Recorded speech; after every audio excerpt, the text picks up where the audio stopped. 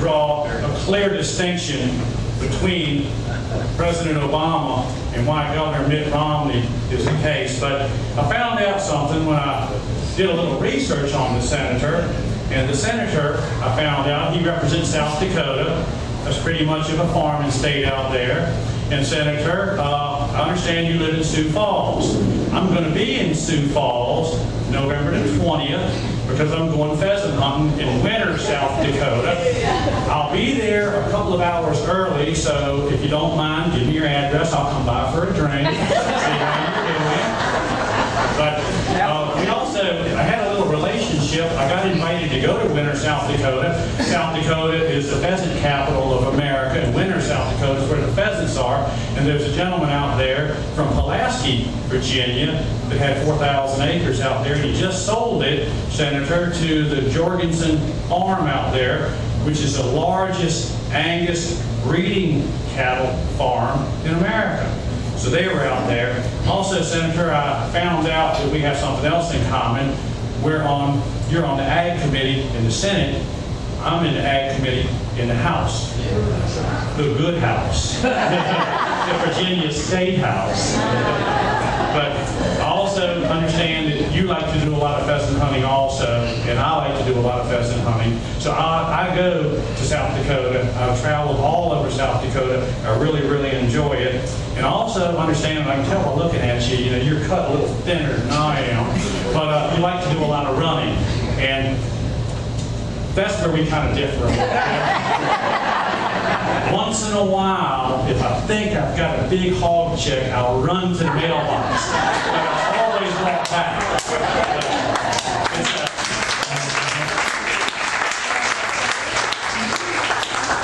But it is my distinct honor to recognize and to introduce United States Senator from South Dakota that's going to draw a clear distinction of why we did Mitt Romney in the free enterprise system. And please join me in welcoming Senator John Thune.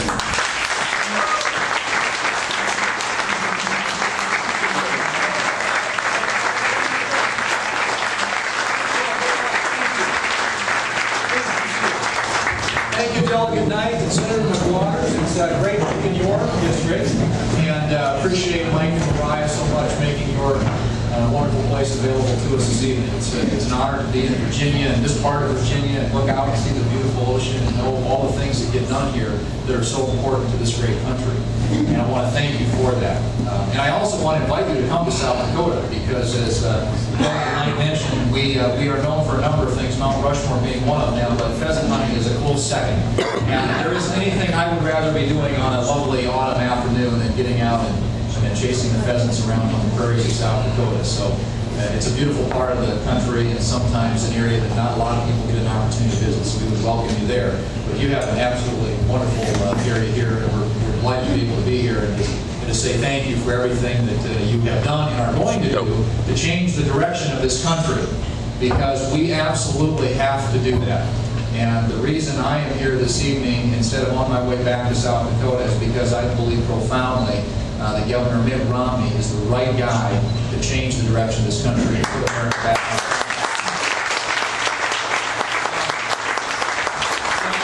By the way, I apologize for being late. Like everything from Washington, D.C., it's a day late and $1 short. And, but I did fly down here. We had votes earlier today. But I'm delighted to be able to be with you this evening. But you know, the one thing that I think that as I look at the country today from where I sit, the one thing that we are absolutely missing at the federal level is presidential leadership. You cannot do big things in this country absent presidential leadership. And we have some enormous challenges ahead of us. We've got a federal deficit that's out of control. We've got a sluggish economy. Unemployment's been chronically high, over 8% now for 41 consecutive months.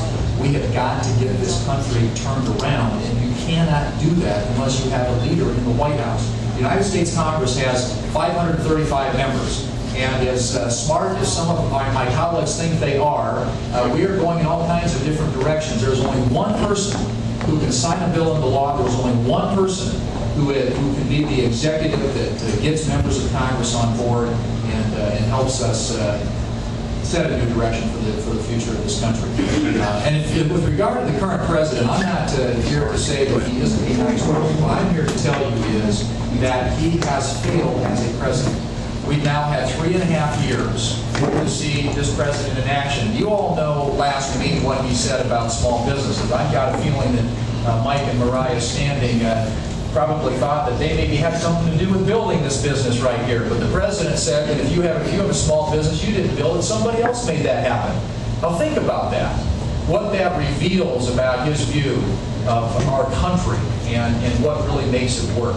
This is a president who has doubled down and expanded government in a way that we've never seen before. He was at a fundraiser last week where he made the comment that we tried our plan and it worked. Now think about that statement. American people are going, really? Really, Mr. President? As I said, you got 41 consecutive months of unemployment above 8%, 23 million Americans who are unemployed. Fuel prices have literally almost doubled on his watch since he became president. Healthcare costs are up by 23%. College tuition is up by 25%. The federal debt is up by 49%. Food stamps, the number of people on food stamps is up by 45%. That is the Obama economy. That is the Obama record. That is why we have got to get new leadership in the White House. And I don't say that, again, as a criticism of him as a person. But this is someone who is in over his head. His policies have failed. It's time for the American people to move in a new direction. Now, how do we do that? Well, it starts with the right kind of leadership in the White House. And you all are here this evening because I assume that you support Governor Romney in his campaign, like I do. But we have in Governor Romney someone who has proven that he can turn around operations and enterprises. He's done it as a businessman. He's taken distressed businesses and turned them around and made them profitable and put Americans back to work. He did it as governor of Massachusetts, taking a state that was wallowing in debt, reduced taxes, and left that state with a surplus. He did it with the Olympics. He turned around the Olympics. This is somebody who has experience, has the skill that's necessary to get this country moving back in the right direction again. And I hope, for the sake of the future of America, that we will not only get it right at the top of the ballot, but we'll also down ballot in the United States Senate, United States House, that you here in Virginia will give us a new United States Republican Senator, George Allen. Make sure that he gets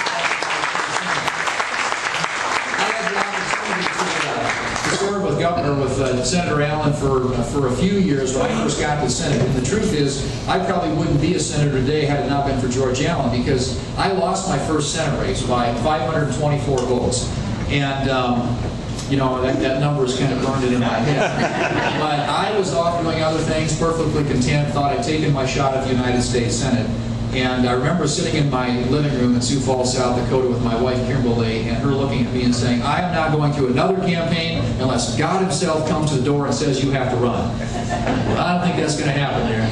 But it wasn't long before George Allen showed up at the door, and he was that time running the Senate campaign committee, and he kept coming back and kept coming back, and it was a lot to do with his encouragement and determination to get me back in the political arena that I got into that 2004 Senate campaign, and after having lost an election by 524 votes, ended up winning by 4,508 votes. So every vote matters.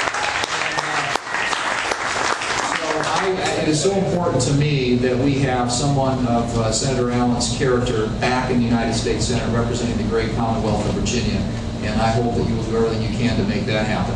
And we got great representation here locally. I'm delighted to hear that Delegate Knight has an agricultural background, because, as he said, I also come from an agricultural area of the country, and we were very distraught when we heard on Monday this last week that USDA had on their website posted Meatless Monday. You hear about that? That didn't go over very well back in South Dakota. But there's an attitude in Washington, D.C. today that permeates almost every agency of government, and it's true of this administration, that it's in a way, it's hostile to the American way. It's hostile toward free enterprise. It's hostile toward entrepreneurs. Every policy coming out of Washington makes it more difficult and more expensive to create jobs in this country. We ought to be looking for ways to make it less difficult and less expensive to create jobs in this country. And everything that this administration has done coming out of all these federal agencies that they oversee has made it more difficult for the entrepreneurs, the hardworking small businesses in this country to help us get this economy back on track. And you can look at the proliferation of regulations coming out of these agencies. I mentioned, a while back, and you probably were familiar with this, Barry, because you come from an agricultural background, but the Department of Labor, in their infinite wisdom, decided back in August of last year that they wanted to basically prescribe what young people could do on farms and ranches. And so they came up with 85 pages of regulations that were very specific and detailed about what young people could do. For example, couldn't work with animals more than 6 months old. Couldn't work at heights more than 6 feet, which would pretty much preclude you from working on a ladder or a haystack or a tractor. Couldn't operate most forms of equipment. Couldn't work around grain bins. Couldn't work around stockyards. They had all these regulations that were trying to prevent young people from doing what they've been doing for generations on farms and ranches. It would have radically, profoundly changed the way that people in my part of the world make their living. And so we went to work, we found out about it, we wrote a letter, got 30 senators to write a letter to the Department of Labor saying, what are you thinking? Please explain this, don't do this. And it took us 4 months before we got an answer. When they finally answered the letter, they didn't give us any explanation about the thought process behind those regulations. They just acknowledged that they received the letter. So I introduced a bill to prevent those regulations from going into effect, and it wasn't all that much longer after that. It was sometime in mid-April when they finally announced that they were withdrawing those regulations. But what I'm saying, ladies and gentlemen, if you get a government that is that big, the question is, what can they do when they start getting that involved in the affairs and the businesses of people across this country? There's something fundamentally wrong. And I'm happy that they finally withdrew those regulations, but it was only because they got a lot of political pressure and because it was an election year. Now, I want you to think about one question, that is, what would a second Obama term look like? We've seen the first 3.5 years. It's a double down on government. We had the largest expansion of government literally in the last half century with the massive expansion of the health care bill. You got higher taxes, more regulations. Like I said, driving the cost of doing business in this country up. And somehow they think that means that their plan has worked. Well, ladies and gentlemen, it hasn't worked. And we need a new direction for this country. And Governor Mitt Romney is the person, again, as I said, with the experience, the skill that is necessary to get this country back on track. He wants to reform our tax code to make it simple, clear, and fair, broaden the tax base, lower the rates so we can fuel economic growth in this country. We all realize that what we have to do is promote economic growth. The best way to get our deficit situation under control is to get the economy expanding, get it at a normal rate. He knows that we've got to reduce the size of government. Government is larger now as a percentage of our economy than it has been literally since any time since the end of World War II. He realizes that we've got to have an all-of-the-above energy strategy that relies upon American domestic energy supply so that we lessen that dependence that we have on dangerous places around the world. He understands that we need to reform our regulatory process. I frankly hope that I can work with him to create a process where for every new regulation the government creates, we throw out an old one. It ought to be a one-for-one replacement instead of just growing the size of the government. What I will tell you is he understands that the greatness of America isn't in the institutions and the bureaucracies in Washington, D.C. It's in the men and women in this country who get up every morning, sometimes before dawn, work till after dusk to try and build a better future for their families and for their children. That's what makes this country great. And the biggest contrast that we're going to have in the election this fall is the contrast between someone who believes in the power of government, someone who believes in the power of freedom. And that is the clearest distinction I think I can draw between the current administration and the way they view this world, the way they view the future of this country, and the way that Governor Romney views the future of this country. We're either going to choose the power of government or we're going to choose the power of freedom. The question before the House is, what are we going to do about it? What can we do between now and November to make sure that we turn this country around and get it back on track?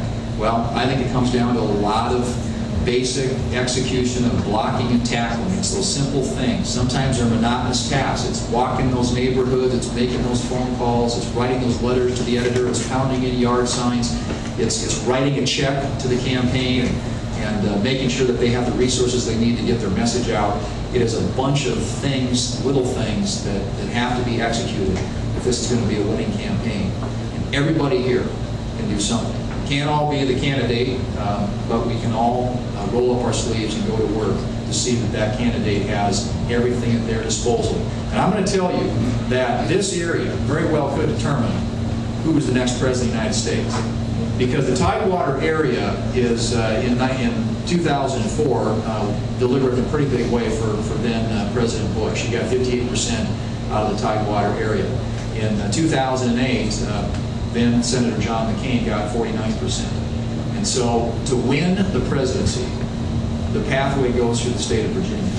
And to win Virginia, it goes right through here in this area. Because we all know what those folks up in Northern Virginia are going to do in the Washington, D.C. area. And it takes a big vote in other places around the state. And there is so much riding on this election. You look at all the shipbuilding that goes on in Newport News. You look at all the people who, men and women in uniform, who serve this area with great distinction and honor, and what this administration with their policies is going to do to America's national security interests and our ability to project power in around the world.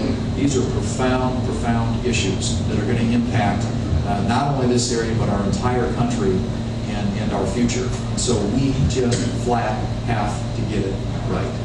And I hope that you will do everything that you can within your power between now and Election Day to see that Governor Mitt Romney is the next president of the United States. Now, President Ronald Reagan once said that freedom is always only one generation removed from extinction. It can't be passed on in the bloodstream. It has to be fought for and defended and handed down for our children to do the same. Or one day, we will spend our sunset years telling our children's children what it was once like to live in the United States of America where men were free. I think what is hanging in the balance in this election is literal freedom. In our way of life, and whether or not we're going to be a country that recognizes we are an exceptional and distinct country in all the world, the leader of the free world, or whether we're going to go down that slippery slope toward being just another Western European social democracy. That's the choice before the American people. That's the choice before all of us. And it's going to be up to each and every one of us in this room to do everything within our power between now and November to make sure that we change the direction of this country by making sure that Governor Mitt Romney is the next president of the United States. Thank you for what you've done. God bless you and make the best of our country. Thanks, Jeff.